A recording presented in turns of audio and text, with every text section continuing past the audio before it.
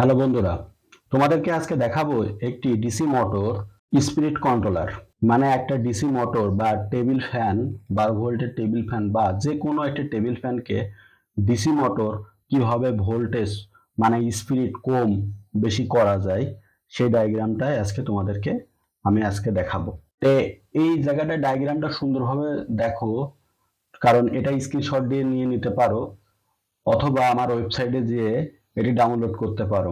তে এখানে কি কি কম্পোনেন্ট ইউজ করা হয়েছে সেটা তোমাদেরকে আজকে দেখাবো।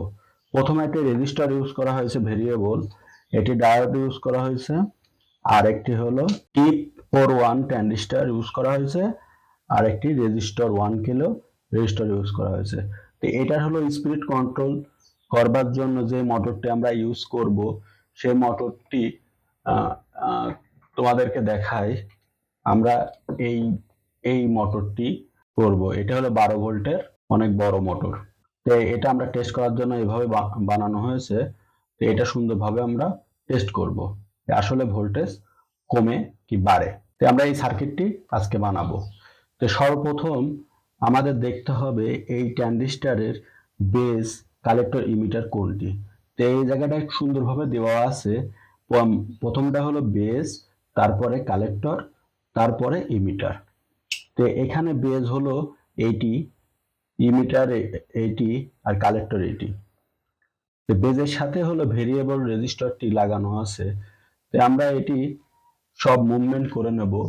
মুভমেন্ট করলে আমার এই জিনিস কানেকশন দিতে সুবিধা হবে, কারণ তিনটা টার্মিনাল একসাথে লেগে যেতে পারে। এজন্য আমরা সুন্দরভাবে মুভমেন্ট করে নিলাম। এবার আমরা এটা ঝালাই করব। তো এর হলো ভালো করে ডায়াগ্রামটি লক্ষ্য করুন। প্রথমটি বেজের সাথে ভেরিয়েবল রেজিস্টরের মাঝের যে টার্মিনাল আছে এটি সংযোগ হবে। ইলামে মাউন্ট করে নেই। মাউন্ট করার পরে ট্রানজিস্টরটি ধরে বেস টার্মিনাল যেটি আছে, বেস প্রথমটা বেস, এই বেসটি আমরা এভাবে করে সংযোগ করব। এই বেসটি আমরা এভাবে করে, তারপরে ট্রানজিস্টরে হলো কালেক্টর পিন। তো কালেক্টরের সাথে একটি ডায়োড লাগবে, কালেক্টরের সাথে ডায়োড লাগবে। বন্ধুরা, এই ডায়াগ্রামে এই দাগটা হলো হবে না, এই দাগটা ভুল হয়েছে। এই ডায়াগ্রামে এই দাগটা হবে না, এই দাগটা হলো টানার সময় ভুল হয়ে গেছে ডায়াগ্রাম করার সময়। এবার আমরা দেখি এর যে ইমিটারটি আছে, ইমিটার হলো 3 নম্বর। তো ইমিটারে হলো নেগেটিভ লাইন লাগবে 3 নম্বর পিনে। যে আমরা হলাম 3 নম্বর পিনে নেগেটিভটা লাগিয়ে দিই 3 নম্বরে। আর আরেকটি হলো এর সাথে একটা রেজিস্টর লাগবে, ভেরিয়েবলের সাথে রেজিস্টর লাগবে। তো আমরা ভেরিয়েবলের সাথে একটা রেজিস্টর লাগিয়ে দিই। ভেরিয়েবলের এক প্রান্তে হলো রেজিস্টর লাগবে, আমরা এই প্রান্তে হলো একটি রেজিস্টর লাগালাম। এর হলো ইনপুট সাইডে হলো আমরা পজিটিভ লাগাবো আর মোটর কানেকশন দেবো। তো আমরা এটা হলো সুন্দরভাবে মুভমেন্ট করে নিতে পারি, আমরা এই দুটোতে কানেকশন দিতে পারি। দেখুন আমরা এই রেজিস্টারটি আর এই ডায়োডটি লাগা দেওয়া হয়েছে এই যে জায়গাটাই। আর এই রেজিস্টার আর ডায়োডের মাঝেই হলো আমরা মোটরের পজিটিভ লাইন লাগাবো। তো এবার যে এই টার্মিনালটার মাঝের যে টার্মিনালটি আছে সেটি হলো কালেক্টর। আমরা এখানে আমরা শর্ট একটা কেবল লাগাবো, শর্ট কেবল লাগায়ে আমরা হলো এই রেজিস্টরের আর এক প্রান্তে লাগিয়ে দেব। এই রেজিস্টরের যে প্রান্ত আছে এই প্রান্তটা আমরা এই জায়গাটায়, এটা আমরা কি সংযোগ করলাম, আমরা এই রেজিস্টরের যে আরেকটি প্রান্ত ছিল সেই এই রেজিস্টরের এই প্রান্তটি আমরা শর্ট করলাম। তাহলে এখানে আমরা নেগেটিভ লাইন দেব, আর এই পাশে হলো এই ডায়োডের এই পাশে পজিটিভ লাইন দেব, মানে এই রেজিস্টরের এই জায়গাটায় পজিটিভ লাইন দেব, আর এখানে আমরা আউটপুট নেব।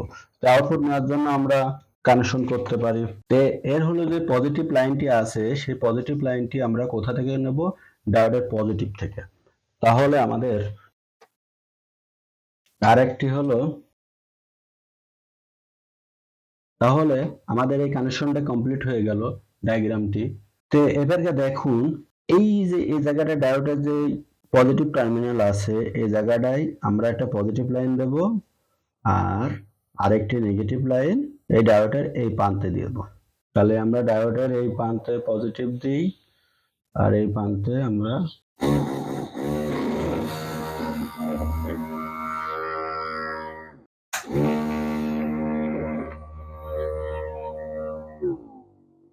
দেখুন আমরা মাল্টিমিটারের মাধ্যমে এই জিনিসটি ভালোভাবে বুঝতে পারবো।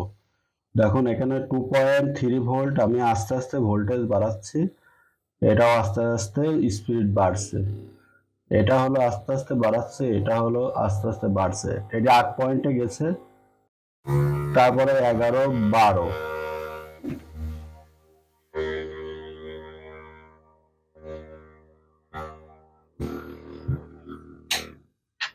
তো বন্ধুরা বুঝতে পারছেন, এই রকম যদি আপনি করেন তাহলে এই ট্রানজিস্টরের মাধ্যমে ভোল্টেজ আপ ডাউন কি কন্ট্রোল করতে পারবেন, মানে ভোল্টেজ ফ্যানের স্পিড কন্ট্রোল করতে পারবেন।